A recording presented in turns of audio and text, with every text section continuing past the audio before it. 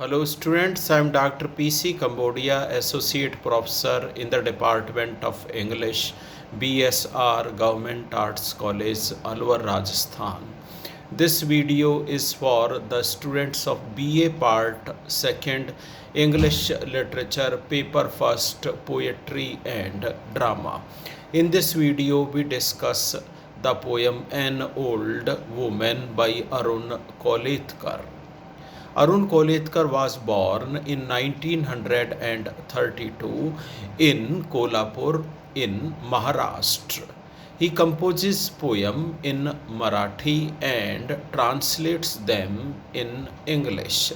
He also composes poems directly in English. He is a professional artist, but to the students of English literature, he is known more as a poet and less as an artist. He has won several awards for painting and for poetry. In this poem, An Old Woman, the protagonist, maybe the poet, goes to the temple of Jejuri. There he is caught by a woman who is a beggar. She wants a 50 paise coin from the protagonist. The protagonist is a regular visitor to the temple of Jejuri, and he is not interested to give an alms of paise 50 coin to that old lady. Then that old lady promises that if the protagonist pays her a 50 paise coin, she would take her to the horseshoe shrine. Then the protagonist tells that he knows the way to the horseshoe shrine and her help is no more required. Then that old woman, who is a beggar, catches hold of the protagonist by her arm and then goes attached, as if a tag has been tied in between the protagonist and the old woman who is a beggar. She keeps on insisting that she would need an alms of paise 50. Her face is full of cracks in the skin because she is quite old. It is a scene of a farce. The protagonist feels insulted and a scene is created over there. He looks at the sky and then the thundering sound, which is imaginative, falls on the poet. Maybe that the poet or the protagonist feels that if he does not pay this much of amount as an alms, then something which is ill omen may fall on him. And then they go attached. And in the end of all, the poet or the protagonist is forced to give a 50 paise coin, and this way he ends that farce. Now we are reminded of certain situations. Say, for example, why should a person pay alms or donation to these beggars? If he is moved by their pitiable condition, he can pay to them, but they can't force the protagonist or the poet or any pilgrim to give alms. Then such scenes are quite common at the railway station, at the bus stand, at the police stations. Then we think that Why these beggars who roam about here and there unnecessarily and disturb these travelers or those persons who visit the city, they should be caught hold of and begging should be prohibited. Of course, this is an example of an old lady, but sometimes quite young persons, quite young ladies, even children, they ask for alms or donation by the way of begging, and sometimes if we do not pay them, then they curse us that if you move out of this religious station, then your bus or your car will meet an accident, and then something which is unfavorable will happen to you.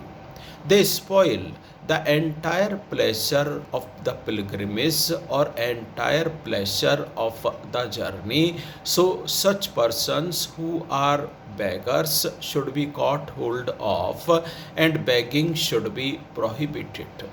And here I would like to remind the students that ex-Prime Minister Mrs. Indira Gandhi, who is no more with us, also wanted that begging should be prohibited and beggars should not be allowed to beg at public places. This is becoming a nuisance, and most probably the poet's intention is to draw our attention to such issues.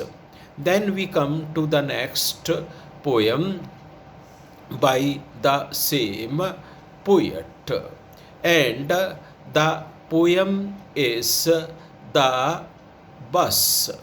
The poet goes by state transport service to the temple of Jejuri. It is the night bus. He boards the bus and the windows of the bus are fitted with tarpaulin cloth. Tarpaulin cloth is a rough type of cloth and it stops the wind from entering into the bus or the rain to stop from entering into the bus. Then that tarpaulin curtain hangs down and it could be buttoned up. The bus moves forward and forward. It is a long journey and nothing is visible outside except the noise of those buses who were coming from the opposite direction or who were crossing the same bus with higher speed.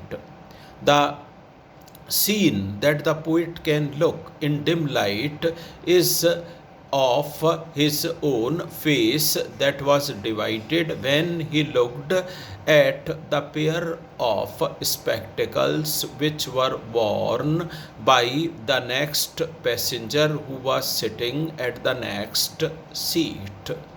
The protagonist describes the other co-travelers. One of them was wearing the mark of caste that was made with the help of paste of sandalwood and vermilion.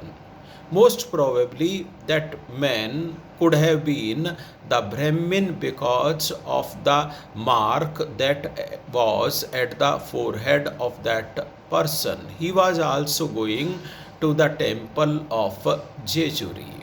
Then after a long and tiresome journey that was bumpy, there is the dawn. The light of the sun pierces through the slit. Of course, it is the same slit which kept on troubling the protagonist because the wind was entering through this slit. Probably the buses that were there in the past time were not fitted with the glass. So this tarpaulin curtain is there, and more so the bus is that of street transport service. When the morning sun appears, then the rays enter the bus and they fall at the temple of the driver. As the driver drives the bus further and further takes a turn, then the light also changes the direction on the face of the driver.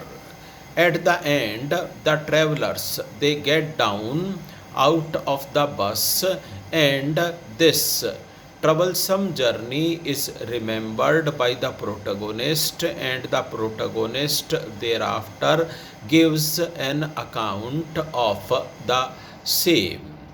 Thank you so much. We shall be discussing some other poems from the syllabus of paper first in our next video class.